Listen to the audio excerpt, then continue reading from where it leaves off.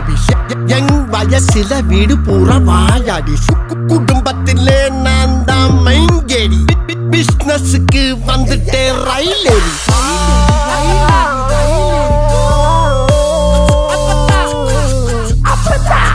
கால் வைக்கும் இடம் எல்லாமே கண்ணி வெடி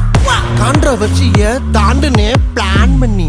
சராசரி லைஃப் வாழ ஐ எம் நாட் ரெடி சர்வை பண்ண தேடிக்கிட்ட தனி வழி